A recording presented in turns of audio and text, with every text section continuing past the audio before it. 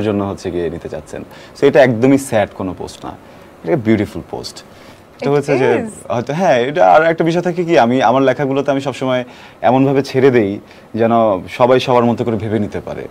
আমি কোনো কিছুই নিজের মতো করে পার্মানেন্ট একটা সিল দিয়ে যাই না যে না আমি এটা বলেছি মানে এটাই, এটা সরানো যাবে না, যে কোনো কিছু সরানো যেতে পারে।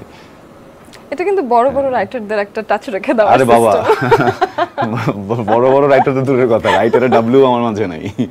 আচ্ছা ঠিক আছে, মেনে নিলাম। আমরা তো লেখা পড়তে ভীষণ ভালোবাসি, তো পাঠক হিসেবে আমরা আছি, আপনি লিখে যান, আমরা আপনার সাথে আছি। আর বিরতির বিষয়টা যেটা হচ্ছে, আপনার একটা সিনেমা দেখা শেষ, আপনি কি করবেন? উঠে চলে যাব। উঠে চলে যাবেন, কিন্তু সিনেমার মাঝে যখন বিরতি পড়ে তখন কি করেন? তখন অপেক্ষা করি সিনেমাটা শুরু হওয়ার। বাট আর কি কি করেন? ওয়াশরুমে যাব নাকি পপকর্ন নিব? আচ্ছা শুরু হয়ে গেল অন্য কিনা, অ্যাক্টিভিটি খুঁজি। আচ্ছা হ্যাঁ খুঁজতে হয়। এটা একটু বেদনাদায়ক তো বিষয়টা। শেষ হয়ে গেছে, জানি যে it's done, I am going home. আরেকটা জিনিস শেষ হয় নাই, একটা বিরতিতে আছে, তো ওখানে কিন্তু মনে হয় যে ও আচ্ছা এখন কি করব, কি করব, সিনেমাটিকে আবার দেখবো নাকি অন্য কোনো সিনেমা দেখবো নাকি পপকর্ন খাবো? আচ্ছা পপকর্ন নিতে গিয়ে যদি লাইনে দাঁড়াই, এখানে যদি সিনেমা শুরু হয়ে যায় তখন কি হবে? আসলে আমি যাই লিখি কোনো না কোনো ভাবনা থেকে লিখি, ব্যাপারটা একদমই এটা না যে ঠিক ওই মোমেন্টেই আমার সাথে ওটা ঘটছে, ওই মোমেন্টে ঘটতে হবে, আবার অনেক সময় ঘটেও। হ্যাঁ, আমি যে কোনো একটা বিষয়কে আর একটা বিষয় দিয়ে তুলে ধরার চেষ্টা করি, কোনো না কোনো কিছু লিখে, ওটা তখন যেটা মনে হয় ওটাই। বাহ, চমৎকার। তা এখন হলো বিরহ, তারপর রোম্যান্স, সবকিছু থেকে বেরিয়ে এসে একটা খুব সিরিয়াস আলাপে আসতে চাই। চলেন, সেটা হলো যে serious or sincere, because I'm less serious, I'm sincere. Sincerity এবং সিরিয়াসনেস দুটোই লাগবে এই seriousness will make you um serious.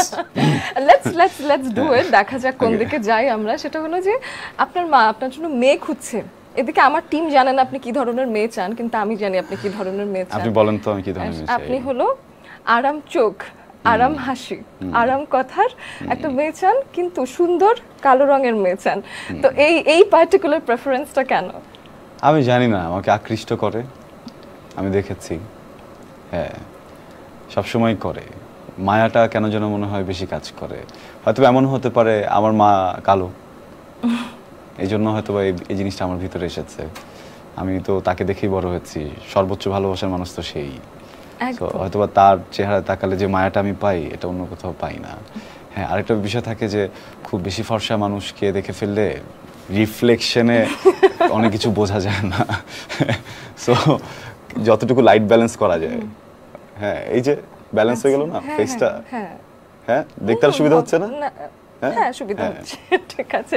আবার ব্যক্তিগত এক্সপেরিয়েন্স থেকেও হতে পারে যে আমি পার্টিকুলার দেখেছি আমার এই স্কিন টোনে এই ধরনের বেটার এক্সপেরিয়েন্স, ওই না ওটা হয় না আসলে, ওটা হচ্ছে গিয়ে মনের রং। আচ্ছা, মনের রং আর শরীরের রং এক করা যাবে না, এটা আমার একটা পছন্দের বিষয়, এটা আমার ভালো লাগে। এদিকে ছেলেরা নাকি সহজে কাঁদে না, আপনি শেষ কবে কেঁদেছিলেন? আমি শেষ তো প্রত্যেক দিনই কাঁদি অলমোস্ট, কেন যেন আমার কাছে এই ধরনের স্ক্রিপ্টগুলোই আসে, কোনো না কোনো সিনে কান্না থাকে, আমার কাঁদতে হয়। আর আমি চোখে গ্লিসারিন দিয়ে কাঁদতে পারি না, তাহলে যেটা ওটা ফেক হয়ে যায়, আর ফেক অ্যাক্টিং করতে গেলে আমি ডিজাস্টার করি তখন।